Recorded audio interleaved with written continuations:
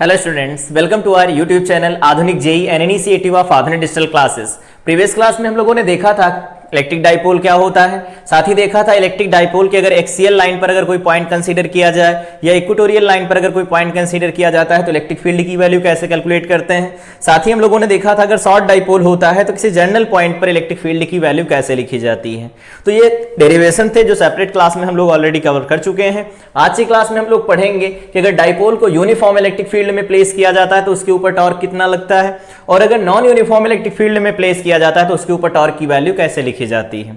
तो आइए स्टार्ट करते हैं आज की क्लास और देखते हैं आज का लेक्चर, जिसमें पहली हेडिंग है हमारी torque on electric dipole in uniform electric field. Uniform electric field के अंदर हमें ये देखना कि डाइपोल अगर प्लेस किया जाता है तो उसके ऊपर फोर्स कितना एक्सपीरियंस करता है वो, और साथ ही उस पर टॉर्क कितना लगता है। तो अगर हम लोग देखें यहां पर एक यूनिफॉर्म इलेक्ट्रिक फील्ड है, ये यूनिफॉर्म इलेक्ट्रिक फील्ड है। हम लोग ऑलरेडी यूनिफॉर्म इलेक्ट्रिक फील्ड के बारे में बात कर चुके हैं। इलेक्ट्रिक फील्ड लाइंस जब पढ़ रहे थे तो देखा था इलेक्ट्रिक फील्ड लाइंस अगर इक्वल लेंथ रखती हैं और यूनिफॉर्मली स्पेस्ड हैं और एक ही डायरेक्शन में जा रही तो वहां पर जो फील्ड बनता है वो यूनिफॉर्म इलेक्ट्रिक फील्ड रहता है। अब यहां पर एक डाइपोल कंसीडर करते हैं हम लोग। एक डाइपोल है, ये डाइपोल है, यहां पर रखा गया है यूनिफॉर्म इलेक्ट्रिक फील्ड के अंदर। डाइपोल एक ये ऐसा डाइपोल है, इसका एक चार्ज ये है, दूसरा चार्ज यहां है, ये चार्ज है। अगर बात करें कि इनके जो चार्जेस दिए गए हैं, इस पर प्लस क्यू का चार्ज है और इस पर माइनस क्यू चार्ज है, ठीक है। और यहां से इन दोनों चार्जेस के बीच का जो सेपरेशन है वो 12 लिखा गया है, या 2a लिखा जाए, 12 लिख लेते हैं, क्योंकि हम लोग जब डाइपोल के बारे में बात कर रहे थे तो वहां पर बात की थी तो 12 लिया था। तो ये 12 है, यहां से यहां तक का जो डिस्टेंस है वो 12 है, ये डिस्टेंस 12 है, ये डिस्टेंस हो गया 12। तो ये हो गया हमारे पास यूनिफॉर्म इलेक्ट्रिक फील्ड, और इस यूनिफॉर्म इलेक्ट्रिक फील्ड के अंदर एक डाइपोल प्लेस किया गया जिसका dipole moment of course P लिया गया है। तो यहां पर लिखते हैं dipole moment, electric dipole moment. Electric dipole moment क्या है, वो P है, और P की वैल्यू क्या लिखी जाती है, तो यहां से हम लोग लिखना चाहें तो लिख सकते हैं electric dipole moment P vector is equal to, या P इज इक्वल टू लिखते हैं Q इंटू 12, इस तरह से लिखा जाता है। ये हमारे पास वैल्यू होती है इलेक्ट्रिक डाइपोल मोमेंट की। हमें ये देखना है कि अगर ये यूनिफॉर्म इलेक्ट्रिक फील्ड के अंदर प्लेस किया गया है, मान लेते हैं ये एंगल कितना बना रहा है, तो थीटा एंगल बना रहा है इस फील्ड के साथ, इस फील्ड के साथ थीटा एंगल बना रहा है। और हमें ये देखना है कि अगर ये थीटा एंगल पर रखा गया होगा,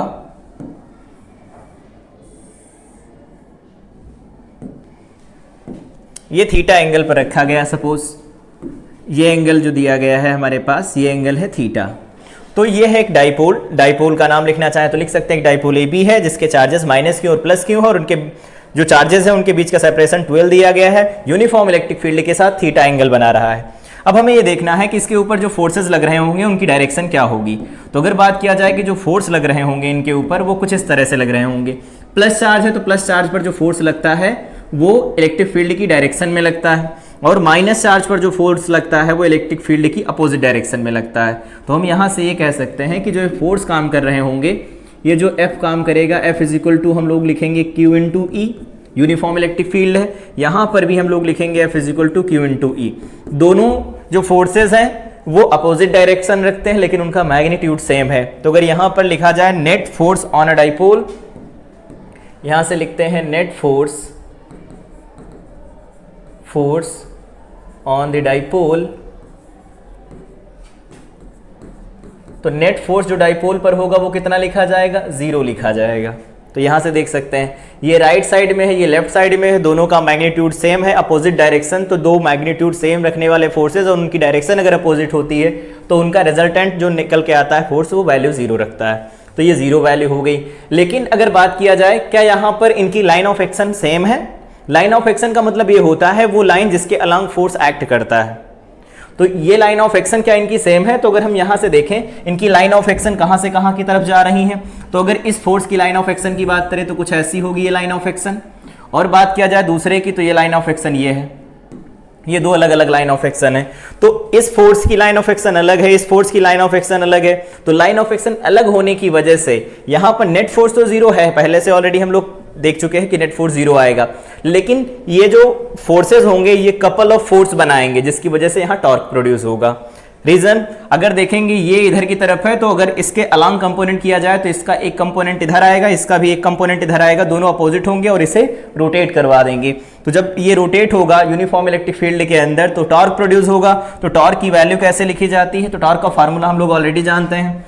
इन जनरल जो फार्मूला लिखा जाता है रोटेशनल डायनामिक्स में, वहां लिखते हैं हम लोग R vector cross F vector, इस तरह से लिखा जाता है, जिसमें हर एक टर्म का मतलब समझ में आना चाहिए। आर क्या होता है, position vector of point of application with respect two point of rotation. ठीक है, मतलब ये कुछ इस तरह से, अगर ये कोई बॉडी है, इस पॉइंट के अबाउट हिंज है, ये हमारा है POR पॉइंट ऑफ रोटेशन, और इसके रेस्पेक्ट में यहाँ पर एक पोजीशन वेक्टर दिया गया है, और इस पर जो फोर्स लग रहा है वो इस डायरेक्शन में लग रहा है। तो अगर ये आर वेक्टर है, ये फोर्स लग रहा है, तो इस पर लगने वाला जो फोर्स लिखा जाता है वो टॉर्क लिखा जाता है, वो लिखते हैं आर क्रॉस एफ। आर क्या होता है, यहां पर ये जो पॉइंट लिखा गया है point of application of force है, point of application of force है।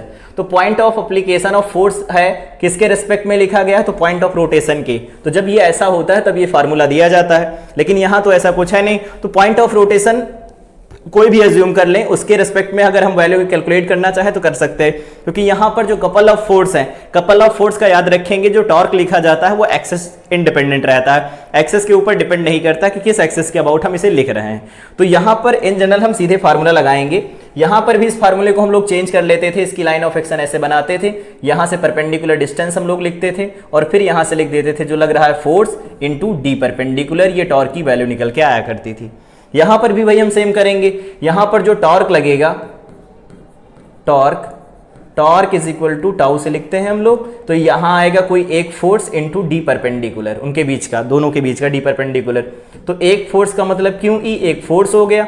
डी परपेंडिकुलर की वैल्यू क्या निकल के आएगी, तो दोनों की लाइन ऑफ एक्शन, ये लाइन ऑफ एक्शन है इसकी और दूसरे की लाइन ऑफ एक्शन यहां है, इनके बीच की डिस्टेंस चाहिए। तो अगर ये थीटा है, ये 2l है, तो सामने क्या बनेगा, 2l साइन थीटा बनेगा।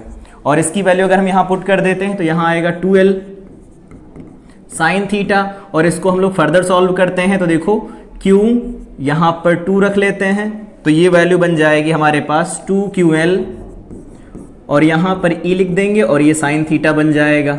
ऑलरेडी हम लोग जानते हैं कि 2ql जब भी लिखा जाएगा उसकी जगह पर हम लोग p लिख सकते हैं, तो यहां लिखा जाएगा pe साइन थीटा, और अगर हम लोग साइन थीटा को इसके साथ कंबाइन कर दें तो इसे ऐसे लिख सकते हैं p vector cross e vector, ये बन जाएगा टाउ वेक्टर। तो ये फोर्स होगा, ये टॉर्क होगा जो काम कर रहा होगा डाइपोल के ऊपर, जो यूनिफॉर्म इलेक्ट्रिक फील्ड के अंदर प्लेस किया गया है। ठीक है, तो इस तरह से इसका डेरिवेशन हम कर सकते हैं। यहां पर एक यूनिफॉर्म इलेक्ट्रिक फील्ड लिया, थीटा एंगल पर डाइपोल को प्लेस किया, तो लगने वाला जो नेट फोर्स था डाइपोल के ऊपर वो जीरो आया। मतलब यहां पर ट्रांसलेशनल इक्विलिब्रियम है, लेकिन नेट टॉर्क जीरो नहीं है। हम लोगों को पता है कि F net is equal to zero, इसका मतलब है यहां पर ट्रांसलेशनल इक्विलिब्रियम होगा, ट्रांसलेशनल इक्विलिब्रियम रहता है। और अगर टाउ नेट जीरो हो जाए, टाउ नेट अगर जीरो हो जाए तो हम यहां पर कहेंगे रोटेशनल इक्विलिब्रियम है, रोटेशनल इक्विलिब्रियम है। तो अगर ये रोटेशनल इक्विलिब्रियम है तो यहां पर क्या है, नेट फोर्स जीरो काम कर रहा है। F net zero translational equilibrium, F net zero rotational equilibrium. यहां एफ नेट जीरो था, ट्रांसलेशनल इक्विलिब्रियम मतलब ये एक जगह से दूसरी जगह नहीं जा सकता, लेकिन अपने एक्सेस के अबाउट ये रोटेट कर सकता था। अगर ये जो चार्जेस दिए गए इनके मास दिए जाए तो इनका सेंटर ऑफ मास कहीं इनके बीच में आ रहा होगा और ये अपने सेंटर ऑफ मास के अबाउट रोटेट कर रहे होंगे, तो वहां से इनका लिखा जा सकता है कि इनके ऊपर टॉर्क कितना लग रहा होगा। अगर हम पॉइंट ऑफ रोटेशन ये पॉइंट कंसीडर करें, चाहे ये पॉइंट कंसीडर करें, चाहे यहां पर सेंटर कंसीडर करें, यहां पर टॉर्क की वैल्यू हमेशा सेम निकल के आएगी। तो याद रखना, couple of force, torque of couple of force, torque of couple of force does not depend on axis, axis पर डिपेंड नहीं करता। इस बात को ध्यान रखेंगे कि जब भी कपल ऑफ फोर्स का टॉर्क हमें लिखना हो तो वो एक्सिस पर डिपेंड नहीं करेगा।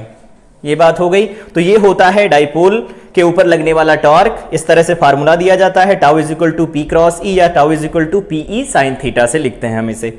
अब यहां पर हम लोग डिस्कस करना चाहते हैं कि ये डाइपोल यूनिफॉर्म इलेक्ट्रिक फील्ड के अंदर प्लेस किया गया है, तो इसके लिए हम इक्विलिब्रियम कंडीशन देखना चाहते हैं कि कितने टाइप के इक्विलिब्रियम मिलेंगे और कैसे मिलेंगे। तो अगले पेज पर चलते हैं और यहां से देखते हैं इक्विलिब्रियम पोजीशन। तो इक्विलिब्रियम पोजीशन के लिए हम लोग यहां पर दोबारा से एक फिगर कंसीडर करते हैं। ये एक फिगर बनाया हम लोगों ने, ये एक फिगर है, यहां पर एक डाइपोल रखा गया है, ये एक डाइपोल रखा गया है, मान लेते कुछ इस तरह से, ये ऐसा डाइपोल है। तो अगर ये ई वेक्टर की डायरेक्शन है हमारे पास और डाइपोल इस तरह से रखा गया है, यहां पर है प्लस क्यू और यहां पर लिखा गया है माइनस क्यू, कुछ इस तरह से लिखा गया है। अब ये थीटा एंगल बना रहा है इलेक्ट्रिक फील्ड के साथ, तो इसका अगर हम लोग लिखते हैं यहां से दोबारा, ये कुछ इस डायरेक्शन में निकल के आएगा इसका डाइपोल मोमेंट, डाइपोल मोमेंट कुछ इस डायरेक्शन में आएगा, ये है इसका डाइपोल मोमेंट, जिसे हम लोग लिखेंगे कैपिटल पी से। ये क्या है? पी वेक्टर है। तो अगर डाइपोल मोमेंट थीटा एंगल बना रहा फील्ड के साथ में, तो थीटा की वैल्यू अलग अलग रख करके हम यहां पर इसकी पोजीशन देखना चाहते हैं कि इक्विलिब्रियम पोजीशन आ रही या नहीं। तो यहां पर केस नंबर हम फर्स्ट डिस्कस करते हैं। फर्स्ट केस क्या है? F theta is equal to 0 degree, theta is equal to 0 degree. यहां पर पहला केस है theta is equal to 0 degree. तो यहां पर इस डायरेक्शन में क्या है? फील्ड है, और इसके इस डायरेक्शन में हमारे पास डाइपोल इसी डायरेक्शन में प्लेस कर दिया जाए, तो डाइपोल भी इसी डायरेक्शन में है। यहां पर ऐसा कुछ, ये है डाइपोल, एक चार्ज यहां पर है, दूसरा चार्ज यहां पर है, ये है माइनस क्यू, ये है प्लस क्यू, और फील्ड इस डायरेक्शन में आ रहा, तो इसका डाइपोल मोमेंट भी इसी डायरेक्शन में आ रहा होगा, पी वेक्टर। ऐसा हम लोगों ने देखा अभी। तो अगर इसको थोड़ा सा डिस्टर्ब कर दिया जाए, मतलब इसको जो ये स्टेबल कंडीशन है, इस स्टेबल कंडीशन से थोड़ा डिस्प्लेस कर दिया जाए, तो मान लेते हैं इसको इधर की तरफ थोड़ा डिस्प्लेस किया गया। अगले फिगर पे देखते हैं, समझ में आएगा कुछ इस तरह से।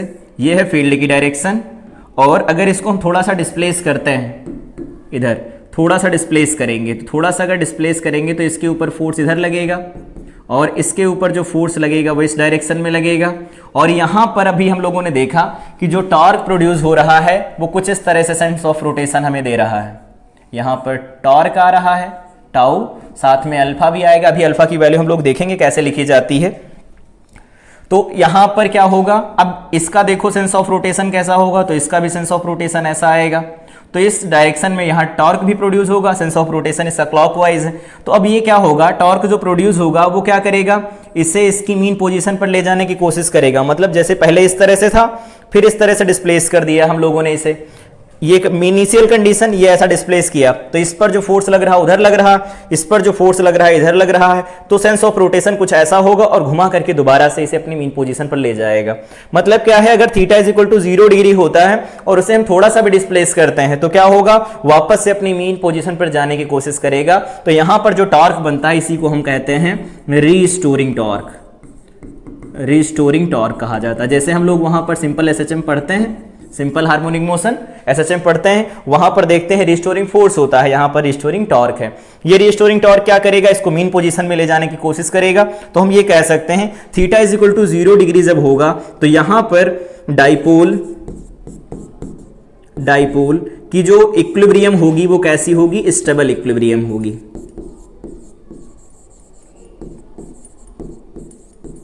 स्टेबल इक्विलिब्रियम रहेगी, इस बात का ध्यान रखेंगे। तो स्टेबल इक्विलिब्रियम जब भी पूछा जाए कि स्टेबल इक्विलिब्रियम से रोटेट कराया जाता है, स्टेबल इक्विलिब्रियम में है, तो थीटा की वैल्यू वहां 0 कंसीडर करेंगे, ध्यान रखेंगे। तो थीटा इज इक्वल टू 0 रहेगा। तो हम यहां से ये भी कह सकते हैं कि अभी हम लोगों ने फार्मूला देखा है, tau is equal to P E sine theta, और थीटा की वैल्यू अगर 0 रखी जाएगी तो यहां पर एफ नेट भी 0 आएगा इसके ऊपर, और एफ टाउ नेट भी इसके ऊपर 0 रहेगा। तो ये यहां पर स्टेबल इक्विलिब्रियम में है।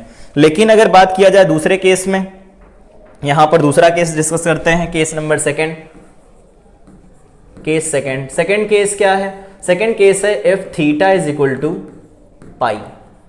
Theta is equal to pi के लिए बात करना चाहते हैं हम लोग। तो थीटा इज इक्वल टू जब पाई रखा जाएगा तो क्या होगा, यहां से देखते हैं दोबारा से। ये था हमारे पास इलेक्ट्रिक फील्ड की डायरेक्शन और यहां पर एक डाइपोल प्लेस किया गया है, ये कुछ इस तरह से, और इसको हम अब की बार में इस तरह से प्लेस करते हैं जैसे यहां माइनस क्यों प्लस क्यों था, तो माइनस लेफ्ट साइड में था, प्लस राइट साइड में था। इसको जब पाई पर रखेंगे तो इसका अपोजिट होगा। तो यहां पर जो चार्ज लिखे जाएंगे, यहां पर ये प्लस क्यों लिखा जाएगा और जो सामने चार्ज लिखा जाएगा वो कितना लिखा जाएगा, यहां जो सामने चार्ज होगा वो चार्ज कैसा होगा, तो ये चार्ज होगा माइनस क्यू। ये डाइपोल हो गया और इसका डाइपोल मोमेंट भी लिखा जाएगा किसी डायरेक्शन में, तो वो किस डायरेक्शन में होगा इस बार, माइनस से प्लस की तरफ। ये डाइपोल मोमेंट होगा इसका पी वेक्टर। फील्ड इधर ऑलरेडी है।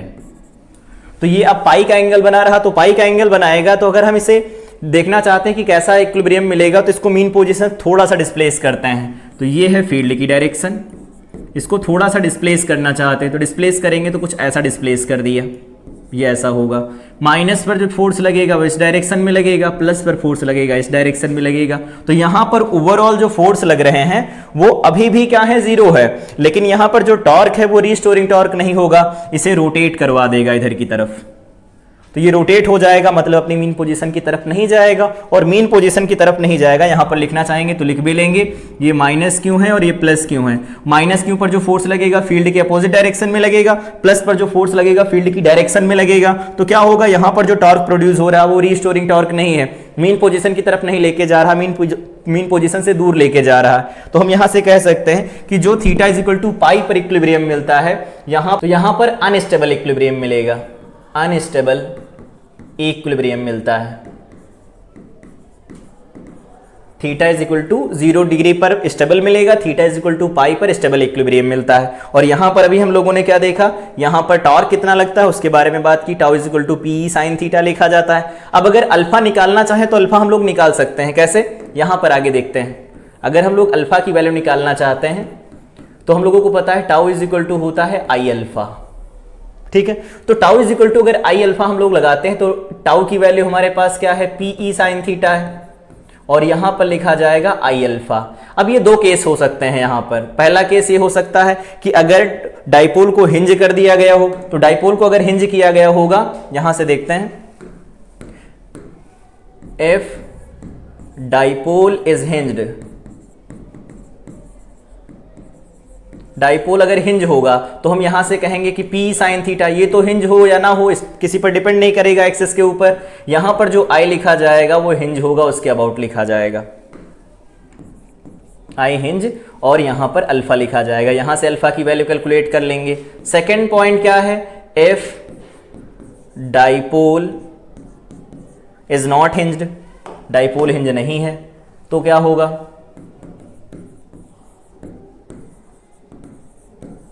डाइपोल अगर हिंज नहीं होगा तो हम यहां से लिखेंगे p E sine theta is equal to I, किसके अबाउट अब लिखेंगे, सेंटर ऑफ मास के अबाउट लिखेंगे, इनटू अल्फा होगा। अगर दिया होगा सेंटर ऑफ मास के अबाउट तब तो ठीक है, डायरेक्ट रख लेंगे, नहीं भी दिया होगा तो टू पार्टिकल सिस्टम का सेंटर ऑफ मास कहां होता है पहले निकाल लेंगे, फिर उसका मोमेंट ऑफ इनर्शिया कैलकुलेट कर लेंगे सेपरेट, ठीक है। तो इस तरह से टाउ की वैल्यू लिखी गई हो तो हम वहां से अल्फा निकाल सकते हैं कि एंगुलर इसका एक्सेलरेशन कितना निकल के आ रहा होगा, और हिंज होगा तो उसके लिए अलग है, और यहां पर हिंज नहीं होगा तो उसके लिए अलग है। ध्यान ये रखेंगे, हिंज होगा तो भी वही टॉर्क काम करेगा और हिंज नहीं होगा तो भी वही टॉर्क काम करेगा। यहां से अल्फा की वैल्यू अलग अलग आएंगी, ठीक है। अब आगे अगर हम लोग बढ़ें तो यहां से देखना चाहते हैं कि अगर इसकी मीन पोजीशन हम लोगों को मिल गई है कि theta is equal to 0 degree इसकी मीन पोजीशन है, तो अगर theta is equal to 0 degree इसकी मीन पोजीशन है, कुछ इस तरह से है, ये है ऐसा, ये फील्ड है हमारे पास, और theta is equal to 0 degree इसकी मीन पोजीशन है, और डाइपोल को कुछ इस तरह से प्लेस किया गया है, ये ऐसा है, ये थीटा है। यहां से जो एंगल बन रहा है ये एंगल सपोज थीटा है, ये एंगल थीटा बन रहा है। यहां पर एक चार्ज है जिसको हम लोग कह रहे हैं प्लस क्यू, और एक यहां पर चार्ज है जिसे हम लोग बोल रहे हैं माइनस क्यू। तो इस पर जो फोर्स लगेगा फील्ड की डायरेक्शन में लगेगा, तो यहां पर F equal to Q E force लगेगा, और यहां पर जो फोर्स लगेगा वो भी F equal to Q into E force लगेगा। ठीक। अब अगर ये फोर्स काम कर रहे हैं, इसको थोड़ा सा डिस्प्लेस कर दिया गया है, जैसे ही थोड़ा सा डिस्प्लेस करेंगे, थीटा की वैल्यू थोड़ी छोटी है, अभी यहाँ पर बाद में हम कंसीडर कर लेंगे, लेकिन थीटा एंगल पर अगर हम इसे ले जाकर के छोड़ेंगे तो क्या होगा, यहाँ से स्टार्ट होगा, यहाँ पर जब अपनी मीन पोजीशन पर आएगा ओमेगा मैक्सिमम होगा। ऐसा देखते हैं, ये जब यहाँ इस तरह से है इस कंडीशन में, तो यहाँ ओमेगा इसका मिनिमम 0 है, लेकिन जैसे यहां से ले जाकर के छोड़ेंगे तो क्या होगा, रिस्टोरिंग टॉर्क बनेगा, और वो रिस्टोरिंग टॉर्क क्या कर रहा होगा, रिस्टोरिंग टॉर्क इसे वापस से अपनी मीन पोजीशन पर लाने की कोशिश करेगा, तो यहां से चलना शुरू करेगा, तो इस वाले पॉइंट पर अभी ओमेगा 0 है, लेकिन जैसे ही रिस्टोरिंग टॉर्क बनेगा यहां पर आने लगेगा, तो जैसे फील्ड की डायरेक्शन में आएगा ओमेगा मैक्सिमम होगा, फिर क्या होगा, वो टॉर्क बनेगा जो उसे आगे, जहां से जो आएगी स्पीड होगी इसकी कुछ एंगुलर स्पीड, वो इसे आगे लेकर के जाएगी, अगले थीटा तक जब जाएगा ये, फिर से इसकी एंगुलर वेलोसिटी 0 होगी, फिर उसके बाद बढ़ेगा, फिर मैक्सिमम होगी, फिर 0 होगी, फिर मैक्सिमम होगी, फिर 0 होगी। तो इस थीटा के अबाउट, यहां इधर थीटा, इसके अबाउट क्या कर रहा होगा, ये ऑसिलेटरी मोशन कर रहा होगा, ये तो हम लोग कह सकते हैं ऑसिलेटरी मोशन कर रहा होगा। तो यहां से हम लोगों ने अभी कहा कि जो टाउ लग रहा होगा वो कितना होगा, पीई साइन थीटा होगा, पीई साइन थीटा होगा, ऑसिलेटरी मोशन करेगा। लेकिन ऑसिलेटरी मोशन करेगा, यहां पर अगर टाउ की वैल्यू डायरेक्टली प्रोपोर्शनल थीटा होती तो हम लोग एंगुलर एसएचएम की जो कंडीशन होती है, एंगुलर एसएचएम की कंडीशन क्या होती है, तो हम लोगों को पता है कि टाउ जो रहता है वो डायरेक्टली प्रोपोर्शनल होना चाहिए थीटा के। ये कंडीशन किसकी है, एंगुलर एसएचएम की, एंगुलर एसएचएम। तो अगर एंगुलर एसएचएम हो रहा होगा तो यहां पर थीटा डायरेक्टली और टाउ डायरेक्टली प्रोपोर्शनल थीटा होना चाहिए, यहां पर थीटा है नहीं, तो ये तो हम कह सकते हैं कॉन्फिडेंस के साथ में कि ऑसिलेटरी मोशन हो रहा है। यहां से हम ये कह सकते हैं torque is not directly proportional to theta, theta के डायरेक्टली प्रोपोर्शनल नहीं है, तो यहां पर ये एसएचएम तो नहीं करेगा, एसएचएम नहीं होगा, लेकिन ऑसिलेटरी मोशन करेगा ये हम कह सकते हैं। मतलब ये एसएचएम नहीं करेगा लेकिन ऑसिलेटरी मोशन करेगा। अगर एसएचएम करवाना चाहते हैं हम लोग तो यहां पर एंगुलर एसएचएम की कंडीशन बननी चाहिए, तो क्या कहेंगे यहां से, if theta is very small, if theta is very small, अगर थीटा की वैल्यू बहुत छोटी हुई तो हम लोगों को पता है अप्रोक्सीमेशन से साइन थीटा को अप्रोक्सीमेट थीटा लिखा जा सकता है, तो टाउ इज इक्वल टू क्या आएगा, पीई, यहां पर लिखेंगे थीटा, और हम लोगों को पता है कि अगर टाउ इज इक्वल टू क्या होता है, आई अल्फा होता है, तो यहां लिख देंगे पीई थीटा, और अल्फा की वैल्यू क्या निकल के आएगी, तो यहां से निकल के आएगा PE divided by I into theta बनेगा। यहां से देख सकते हैं एंगुलर एसएचएम की जो कंडीशन होती है, यहां पर लिखना चाहें तो लिख सकते हैं alpha is equal to omega square into theta होता है। माइनस यहां कंसिडर नहीं कर रहे हैं क्योंकि हमें सिर्फ टाइम पीरियड चाहिए, रिस्टोरिंग टॉर्क होगा, माइनस साइन लगा के लिखा जाता है, वो अलग है। यहां पर अगर ये वैल्यू निकल के आई तो यहां पर जो ये लिखा गया ब्रैकेट के अंदर, ये क्या है, ओमेगा स्क्वायर है, तो यहां से ओमेगा की वैल्यू हमारे पास क्या मिल जाएगी, तो ये मिल जाएगी पीई डिवाइडेड बाई में आई।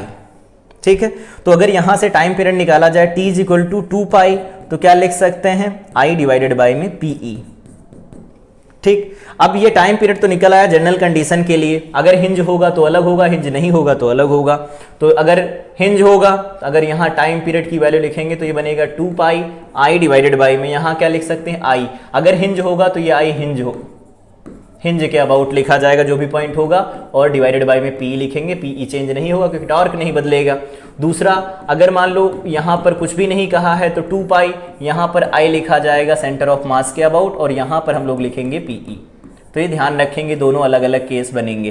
हिंज होगा स्मॉल ऑसिलेशन के लिए, या स्मॉल वैल्यू ऑफ थीटा अगर होगी तो वहां पर सिंपल हार्मोनिक मोशन हो रहा होगा, और सिंपल हार्मोनिक मोशन होगा तो हम टाइम पीरियड कैलकुलेट कर सकते हैं। ठीक है, और उस टाइम पीरियड की वैल्यू कितनी लिखी जाती है, तो 2 पाई आई बाई पीई। आई होता है सेंटर ऑफ मास के अबाउट, अगर कुछ भी मेंशन नहीं किया गया है, और अगर कहते हैं हिंज है किसी भी पॉइंट के अबाउट, तो वहां पर जो आई रखा जाएगा वो हिंज पॉइंट के अबाउट जो लिखा जाएगा उसी एक्सेस के अबाउट होगा, मोमेंट ऑफ इनर्शिया।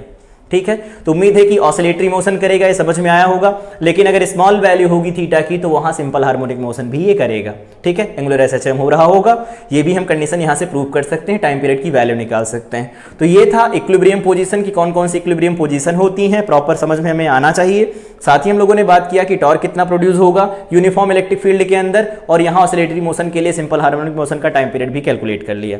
अब आगे बढ़ते हैं। आगे है कि force on an electric dipole placed along uniform electric field, non uniform electric field. मतलब अब की बार ये क्या है, जो फील्ड है वो नॉन यूनिफॉर्म है। तो नॉन यूनिफॉर्म अगर फील्ड होगा तो हम लोगों को पता है कि अलग अलग डाइपोल के चार्जेस के ऊपर अलग अलग फोर्स लग रहा होगा। कुछ ऐसा समझते हैं, यहां पर एक डाइपोल ऐसे प्लेस किया गया है, कुछ इस तरह से डाइपोल है, यहां ये डाइपोल प्लेस किया गया। डाइपोल के ये चार्जेस हैं,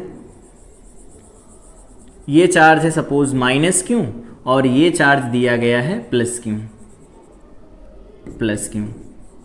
फील्ड है लेकिन फील्ड की वैल्यू बदल रही है, यहां पर अलग यहां पर अलग। मान लेते हैं इस पॉइंट के ऊपर फील्ड की वैल्यू सपोज E1 है, और इस पॉइंट की, या फिर ऐसे लिखते हैं, इस पॉइंट पर फील्ड की वैल्यू E है, और यहां से यहां तक का सेपरेशन जो लिखा गया है वो dx है, dx है, या dr मान लेते हैं, ये सेपरेशन dr है। तो अगर ये सेपरेशन dr, तो यहां पर फील्ड की वैल्यू है, ये पॉइंट A मान लेते हैं, ये पॉइंट B मान लेते हैं। तो A पॉइंट पर फील्ड की वैल्यू E है, B पॉइंट पर फील्ड की वैल्यू है E प्लस DE, थोड़ी बढ़ गई है। अब वो बढ़ भी सकती है, घट भी सकती है, वो डिपेंड करेगा DE के ऊपर, माइनस DE प्लस DE कैसा है। अब यहां से dr क्या है, इन दोनों के बीच का सेपरेशन। तो अगर हम लोग लिखना चाहें फोर्स, तो इस वाले चार्ज के ऊपर जो फोर्स लगेगा माइनस क्यू के ऊपर, वो इस डायरेक्शन में लगेगा। कितना होगा, तो हम लोग लिख सकते हैं F is equal to Q into E लिखा जाएगा। साथ ही अगर हम लोग बात करें दूसरे वाले चार्ज के ऊपर, इस पर जो फोर्स लगेगा तो ये प्लस का क्यों है, इस डायरेक्शन में फोर्स लगेगा F इज इक्वल टू, यहाँ पर हम लोग लिखना चाहेंगे तो अब F1 F2 लिखना पड़ेगा। तो F2 इज इक्वल टू लिखा जाएगा क्यू इंटू ई, ई की वैल्यू E प्लस DE, ऐसा लिखा जाएगा।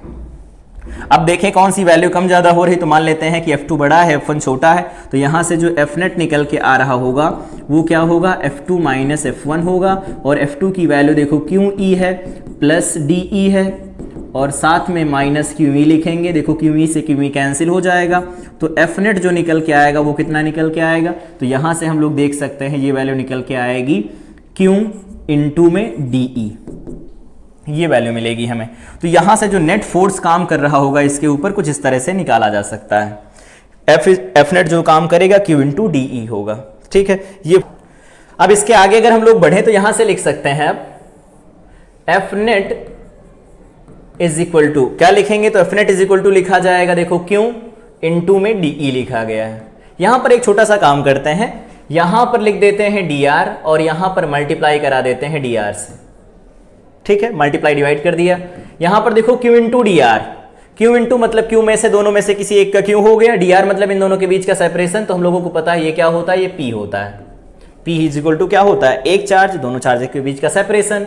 और यहां पर लिखा जाएगा देखो DE बाई dr, कुछ इस तरह से हम लिख सकते हैं। तो जब नॉन यूनिफॉर्म इलेक्ट्रिक फील्ड में प्लेस किया जाएगा किसी डाइपोल के ऊपर, डाइपोल को, तो उसके ऊपर जो फोर्स काम करता है, यहां से लिख सकते हैं F नेट जो काम करता है वो काम करता है P, यहां पर लिखा जाता है DE बाई dr। याद ये रखेंगे इलेक्ट्रिक फील्ड के अलोंग डाइपोल को प्लेस किया गया हो। If dipole is placed along electric field, along dipole is placed along electric field।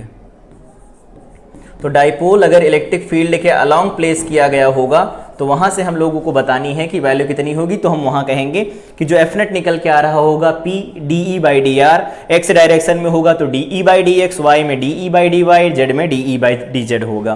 तो इस तरह से हम फोर्स निकाल सकते हैं कि उसके ऊपर कितना फोर्स काम कर रहा होगा। तो ये है डाइपोल पर फोर्स जब उसे नॉन यूनिफॉर्म इलेक्ट्रिक फील्ड के अंदर प्लेस किया जाता है, ठीक है। और यूनिफॉर्म इलेक्ट्रिक फील्ड में प्लेस किया था तो वैल्यू 0 आई थी। तो यहां पर देखेंगे ये DE बाई dr क्या होगा, कांस्टेंट होगा, तो वो 0 हो जाएगा डिफरेंशिएशन इसका। तो यहां से हम कह सकते हैं कि F नेट जो निकल के आएगा वो 0 होगा। और यूनिफॉर्म इलेक्ट्रिक फील्ड में जब हम लोग रखते थे उससे तो 0 वैल्यू मिल रही थी। यहां पर अभी हम लोगों ने देखा भी, यहां जब देखा कि नेट फोर्स जो काम कर रहा था डाइपोल पर वो 0 था, ठीक। अब आगे बढ़े हम लोग, इसके आगे तो यहां से क्वेश्चन स्टार्ट हो रहे हैं डाइपोल पर बेस्ड। तो पहला क्वेश्चन दिया गया है find force on electric dipole due two point charge क्यों। तो इसको दो तीन तरह से लगा सकते हैं हम लोग। सिंपल सबसे जो लॉजिकल तरीका है उसे लगाने की कोशिश करते हैं।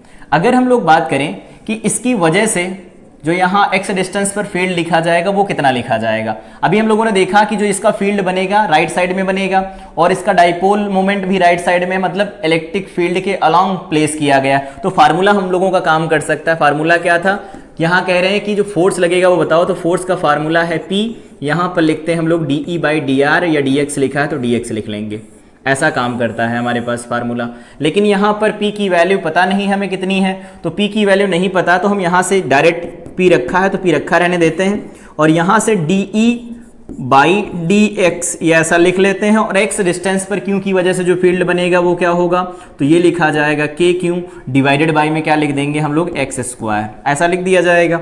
तो यहाँ से जो F निकल के आएगा वो क्या लिख सकते हैं P, यहाँ पर लिखा जाएगा K बाहर चला जाएगा, कैपिटल Q बाहर चला आएगा, यहाँ होगा dx of x² minus of 2, ऐसा बनेगा। इसको फर्दर सॉल्व करें तो f की वैल्यू क्या बनेगी, तो ये बन जाएगा KP कैपिटल Q और ये बन जाएगा x पावर में क्या लिखा है माइनस ऑफ 2। तो इसमें क्या होता है माइनस सब्ट्रैक्ट करते हैं और जो पावर होती है उसको आगे भेज देते हैं। तो क्या बनेगा यहाँ से f is equal to -2 KPQ divided by में क्या निकल के आएगा, तो डिवाइडेड बाई में यहाँ से देखो निकल के आ रहा है x3, ये वैल्यू निकल के आएगी फोर्स की।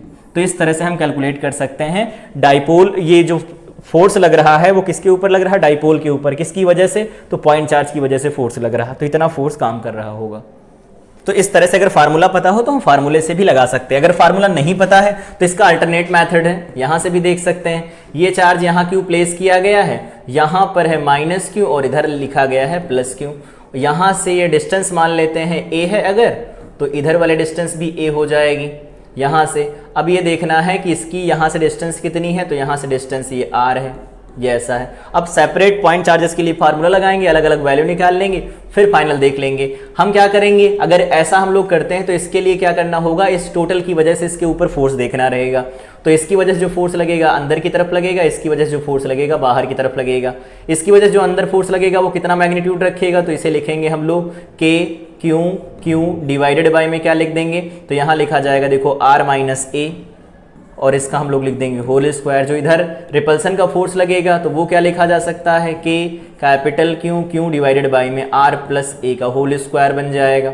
सॉल्व कर देते हैं इसे, कौन ज़्यादा कौन छोटा होगा, तो ये ज़्यादा लिखा है ये छोटा लिखा है। तो यहाँ से जो F नेट निकल के आएगा वो कितना लिखेंगे हम लोग, K small Q capital Q common हो गया, यहाँ पर बन जाएगा 1/R-A होल स्क्वायर बनेगा, यहाँ 1/R+A होल स्क्वायर बन जाएगा, ये ऐसा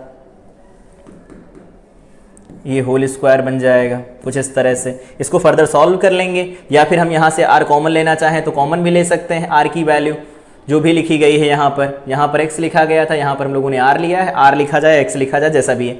यहाँ पर जो भी दिया होगा उसके रिस्पेक्ट में बात करेंगे। यहाँ पर R-A का होल स्क्वायर, यहाँ R+A इधर भेजेंगे तो ये बन जाएगा देखो R²+A²। बाइनोमियल एक्सपेंशन भी कर सकते हैं अगर होल स्क्वायर नहीं खोलना है। 2RA बनेगा, माइनस देखो R² -A² बनेगा, माइनस माइनस प्लस 2RA बन जाएगा और डिवाइडेड बाई में क्या बन जाएगा R² -A² और यहाँ पर बन जाएगा होल स्क्वायर। और बाहर क्या लिखा है, तो बाहर लिखा है KQ कैपिटल Q। अगर इसे फर्दर सॉल्व किया जाए तो देखो ये सब कैंसिल हो रहे हैं यहाँ बन जाएगा 4RA, तो ये इसे लिख सकते हैं 4RA। और यहाँ पर सामने क्या लिखा गया है, तो यहाँ लिखा गया है KQ कैपिटल Q है और डिवाइडेड बाई में क्या है R² -A², कुछ इस तरह से लिखा गया है ये वैल्यू। इसका अप्रॉक्सीमेशन लेंगे तो यहाँ पर 2 तो रहेगा, 2 को बाहर निकाल लेते हैं, यहाँ पर Q रख लेते हैं और P रख लेते हैं कैपिटल Q। यहाँ पर बनेगा देखो 2R और ये यहाँ पर Q बन जाएगा, जो ये स्मॉल q लिखा गया है इसको हटा लेते हैं हम लोग। यहाँ पर K लिखा गया है, P लिखा गया है, P लिख सकते हैं हम। यहाँ पर देखो 2 है तो 2R और यहाँ पर साथ में लिखा जाएगा Q, तो इसे P लिख सकते हैं, कैपिटल Q लिखा जाएगा। इसका अप्रॉक्सीमेशन अगर हमें लेना हो तो क्या कहेंगे, A² की जो वैल्यू होगी वो R² के कंपैरिजन में नेग्लेक्ट कर देंगे तो बनेगा R², तो ऊपर वाले R से कैंसिल हो जाएगा तो ये R³ बन जाएगा, मतलब X³ बनेगा। तो सेम रिजल्ट निकल के आएगा दोनों जगह से।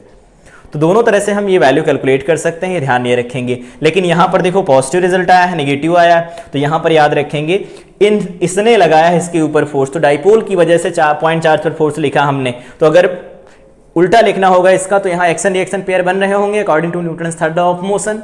तो अगर Newton's third law of motion यहाँ पर लगाएंगे तो यहाँ ये फोर्स लग रहा है डाइपोल की वजह से इस पॉइंट चार्ज पर, तो ये पॉइंट चार्ज भी इसके ऊपर उतना फोर्स लगाएगा इसके अपोजिट डायरेक्शन में, तो माइनस साइन इसी वजह से आया था। ठीक है, इस तरह कैलकुलेट कर सकते हैं। अगर फार्मूला पता होता है तो फार्मूले से बहुत आसानी से कर पाएंगे, नहीं भी पता होगा तो भी कर सकते हैं। अगले क्वेश्चन की तरफ बढ़ते हैं। कह रहे हैं कि in a certain region of space electric field is along z direction throughout, the magnitude of electric force is however not constant but increases uniformly along the positive z axis at the rate of 10 to the power 5 newton पर coulomb पर metre. That means यहाँ पर इन्होंने कहा है dE by dz जो दे रखा है वो कितना है 10 to the power 5 न्यूटन यहाँ पर कूलम है और यहाँ पर मीटर इनवर्स ऐसा है। फिर आगे क्या, what are the force and torque experienced by a system having a total dipole moment equal to 10 to the power minus 7 metre. तो डाइपोल मोमेंट की वैल्यू भी दे रखी है 10 to the power of minus 7 coulomb into metre in negative Z direction. ये negative Z direction में है, तो यहां पर अगर हम लोग बनाना चाहें तो ये बना सकते हैं। ये है, ये कुछ इस डायरेक्शन में आएगा, ये है पी की डायरेक्शन जो भी हम लोगों ने बनाई है, ये पी की डायरेक्शन पी डाउनवर्ड डायरेक्शन में आएगा क्योंकि माइनस से प्लस की तरफ होता है।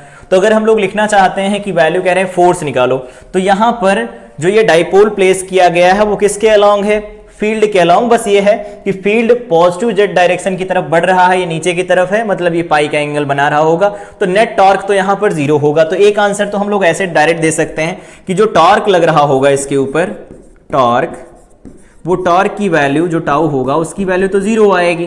ठीक है, क्योंकि 180 डिग्री पर रखा गया है इसे, फील्ड अपवर्ड डायरेक्शन में आ रहा है। फिर क्या कह रहे हैं आगे, वो फिर उन्होंने कहा है कि फोर्स की वैल्यू निकालो। तो फोर्स का फार्मूला पता होता है, अलोंग अगर प्लेस किया जाता है फील्ड के, तो इन्होंने कहा था कि कांस्टेंट नहीं है, यूनिफॉर्मली बदल रहा पॉजिटिव जेड एक्सिस की डायरेक्शन में, मतलब इधर से हम अगर इधर की तरफ बढ़ रहे होंगे तो ई जो होगा वो इंक्रीज कर रहा होगा, इस तरह से है। तो इसको अलोंग नहीं उसके अपोजिट डायरेक्शन में रखा गया, लेकिन फार्मूला तब भी वैलिड रहेगा, हम लोग लगा सकते हैं। अगर देखा जाए तो यहां पर जो वैल्यू लिखी गई है वो अगर ई कंसीडर की जाए, यहां पर वैल्यू अगर हम कंसीडर करते हैं ई प्लस डी जेड, ऐसी वैल्यू कंसीडर करें तो यहां पर हम लोग नेट फोर्स निकाल सकते हैं। अगर फार्मूला ना भी लगाएं तो भी निकाला जा सकता है फार्मूला बना करके। तो नेट फोर्स जो लगेगा इसके ऊपर वो क्या लिखा जाएगा, इस नेगेटिव पर जो फोर्स लगेगा डाउनवर्ड डायरेक्शन में लगेगा, वो कितना होगा E प्लस डी जेड रहेगा, इनटू में Q रहेगा। और इस पर जो फोर्स लगेगा अपवर्ड डायरेक्शन में लगेगा। तो अगर यहां पर फोर्स फील्ड बढ़ रहा है तो इसके ऊपर जो फोर्स रहेगा वो ज्यादा रहेगा। तो हम यहां से मैग्नीट्यूड सिर्फ लिखना चाहते हैं, तो मैग्नीट्यूड लिखेंगे तो क्या होगा, ये लिखा जाएगा Q into E plus D Z, ऐसा लिख सकते हैं। माइनस साइन लगा के लिखना चाहे तो माइनस साइन लगा के लिख सकते हैं, प्लस यहां पर जो लिखा जाएगी वैल्यू तो Q इंटू ई लिखी जाएगी। इसको फर्दर सॉल्व करेंगे तो क्या मिलेगा, माइनस Q इंटू में बनेगा डी जेड। अब क्या कर देते हैं, डी जेड कह रहे हैं, यहां पर डी ई था, ये जो वैल्यू लिखी गई थी वो डी ई थी, E प्लस डी ई ऐसा लिखा गया था। तो यहां से हम लोगों ने देखा कि ये QE और QE कैंसिल हो रहे हैं, तो यहां पर DE बचेगा। अब क्या करते हैं, DZ यहां लगा देते हैं और DZ यहां लगा देते हैं।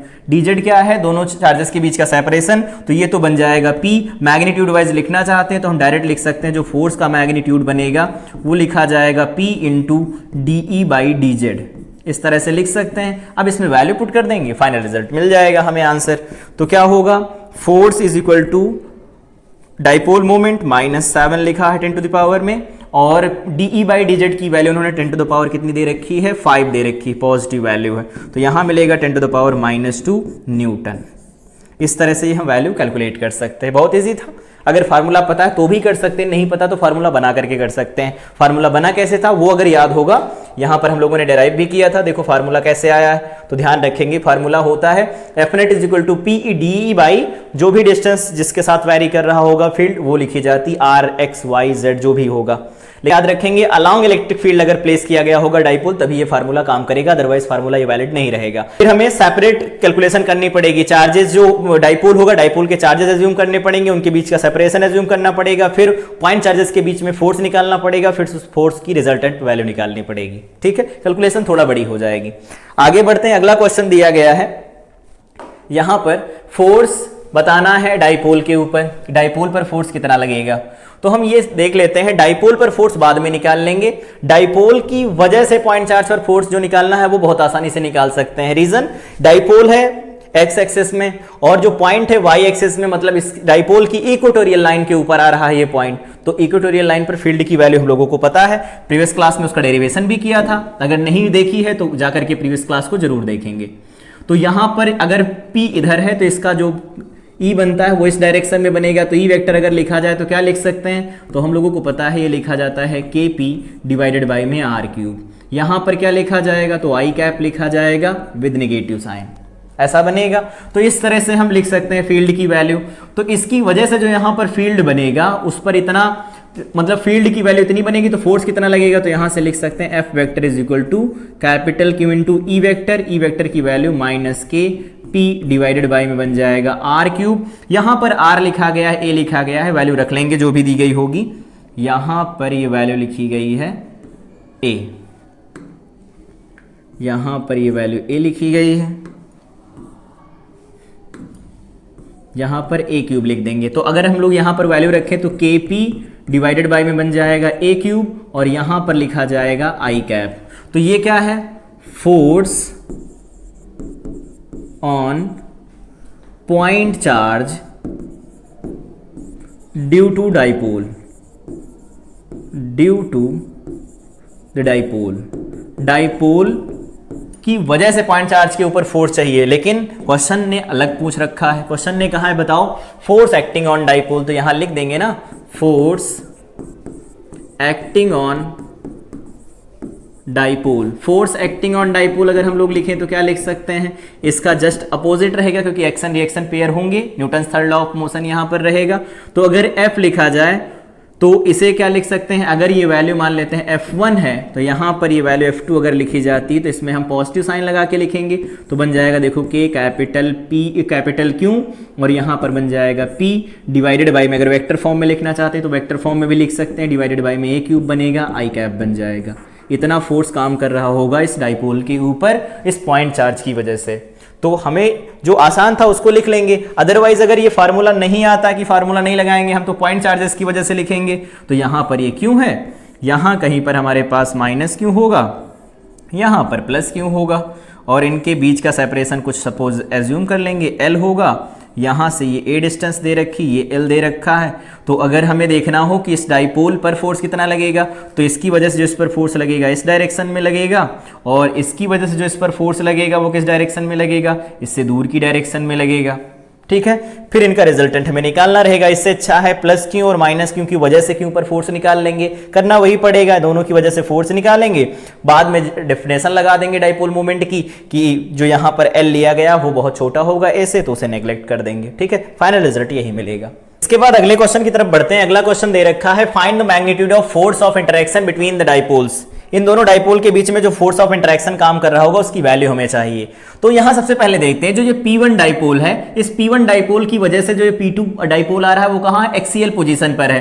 तो इसकी वजह से यहां पर हम लोग फील्ड तो लिख सकते हैं ना, एक्सियल पोजीशन पर फील्ड कितनी लिखी जाती है, तो 2K P किसका होगा, तो जिसने बनाया है P1 ने, डिवाइडेड बाय में क्या होगा, डिस्टेंस इनके बीच का, तो R क्यूब लिखा जाएगा। तो ये हो जाएगी P मतलब E1 हो जाएगा। लेकिन अब E1 को देखें तो राइट साइड में है, P2 भी राइट साइड की तरफ रखा गया है, डाइपोल मोमेंट है, तो ये अलोंग इलेक्ट्रिक फील्ड आएगा। फार्मूला वैलिड है हम लोगों का, तो जो फार्मूला भी निकाला है वो फार्मूला यहां पर हम लोग लगाएंगे, क्या होगा, तो फार्मूले में हम लोग लिखेंगे यहां डायरेक्ट क्या वैल्यू बनेगी, तो यहां से लिख सकते हैं कि जो फोर्स निकल के आएगा, फोर्स इज इक्वल टू लिखा जाता है क्या, P किसका होगा, तो जो रखा गया फील्ड में P2 रखा गया है, साथ में यहां पर DE बाई क्या लिखेंगे, DR लिखेंगे। अब अगर हम लोग P2 की वैल्यू यहां पर रखी गई है और E अगर रखा जाए तो क्या होगा, तो DE बाई DR को हम ऐसे लिखते हैं D ऑफ DR इनटू में E की value 2K P1 divided by में R क्यूब बनेगा। इसको सॉल्व करें तो जो कॉमन कांस्टेंट उनको बाहर निकाल लेते हैं। देखो 2K P1 P2 ये कॉमन चले जाएंगे यहाँ से, फिर बचेगा क्या, तो बचेगा यहाँ से d ऑफ dr, यहाँ बन जाएगा r-3 बनेगा। इस तरह से बनेगा। देखो 2K P1 P2 चले गए बाहर। अब इसे सॉल्व कर दें तो 2K P1 P2 बनेगा, हम लोगों को पता है -3 बनेगा, ये -4 बन जाएगा। अब यहाँ से वैल्यू कितनी मिल रही है, तो हमारे पास जो फोर्स मिल रहा है वो मैग्नीट्यूड वाइज अगर हम लोग लिखें डायरेक्ट की मैग्नीट्यूड लिखना चाहते हैं, माइनस प्लस नहीं देखना, तो मिल जाएगा 3 × 6, तो 6K यहाँ P1 मिलेगा, P2 मिलेगा, डिवाइडेड बाय में मिल जाएगा r⁴ ये वैल्यू मिलेगी हमारे पास। तो अगर दो डाइपोल एक्सियल लाइन किसी एक एक्सेस के अबाउट रखे गए हैं तो उनके बीच में जो फोर्स ऑफ इंटरेक्शन लगेगा 6K P1 P2 divided by में r² बनेगा, r उनके बीच का सेपरेशन होगा। अगला क्वेश्चन भी दिया गया इसी तरह का, find the dipole moment of the combination of charges as shown in figure. यहाँ पर बनाया गया उसमें बताना है। अब अगर हम लोग डाइपोल यहाँ पर बनाने की कोशिश करें तो हम लोग ये ऐसा कह सकते हैं कि यहाँ पर जो चार्ज रखा गया है 2Q, मान लेते हैं ये 2Q नहीं है, ऐसा इसे हटा देते हैं। तो अगर इसे हटा दिया जाए तो अब यहाँ पर हम दो चार्जेस मान सकते हैं। दो चार्जेस कौन कौन से, एक चार्ज मान सकते हैं कि Q अलग है और ये Q अलग है, दोनों पॉजिटिव चार्जेस हैं। तो अगर ये पॉजिटिव चार्ज ये पॉजिटिव चार्ज, तो एक पॉजिटिव निगेटिव मिलकर के एक डाइपोल बना लेंगे, ये एक डाइपोल बन जाएगा। यहाँ पर पॉजिटिव निगेटिव मिलकर एक दूसरा डाइपोल बना लेंगे। अगर देखा जाए तो इसकी वजह से डाइपोल मूवमेंट बनेगा वो डाउनवर्ड आएगा।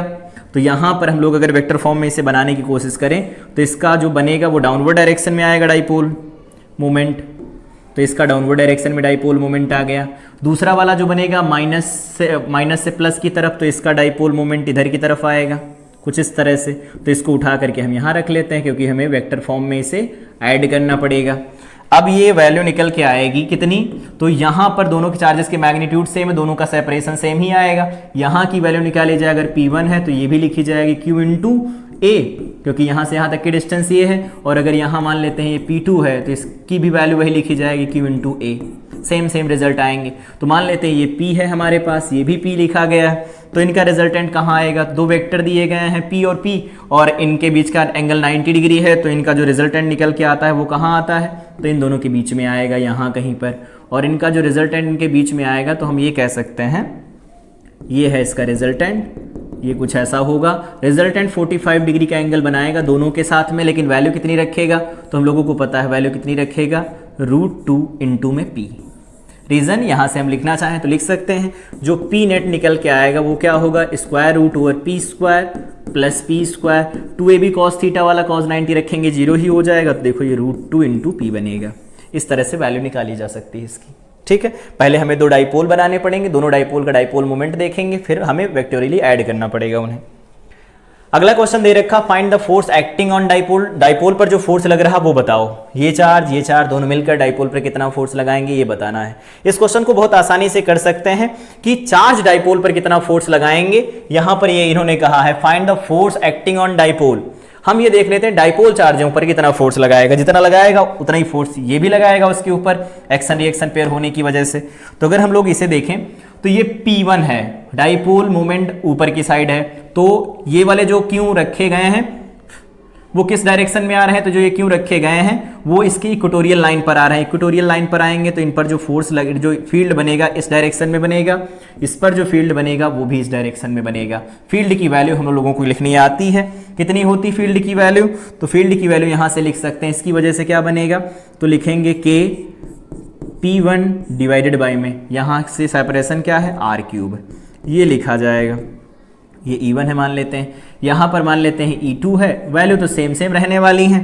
J कैप की डायरेक्शन रहेगी इसकी, वो -J कैप रहेगा तो माइनस लगा लेते हैं, यहाँ पर डाउनवर्ड है, और यहाँ पर भी माइनस, तो K यहाँ पर क्या लिखेंगे P1 डिवाइडेड बाई में r³ J कैप। इस तरह से लिखा जा सकता है। मतलब क्या है कि जो डाइपोल है, डाइपोल Q1 और Q2 पर फील्ड बना रहा वो दोनों डाउनवर्ड डायरेक्शन में है, तो नेट फील्ड कहाँ होगा, डाउनवर्ड होगा।